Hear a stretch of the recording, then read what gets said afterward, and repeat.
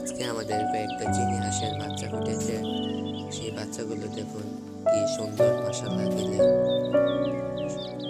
গুলো অনেক সুন্দর, অনেকগুলো বাচ্চা।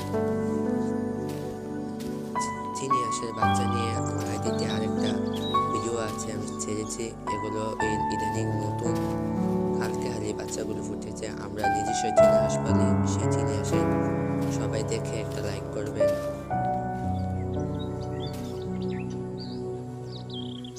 এখানে বাচ্চা 30টা আরো আছে, সেগুলো এখনো ফুটছে।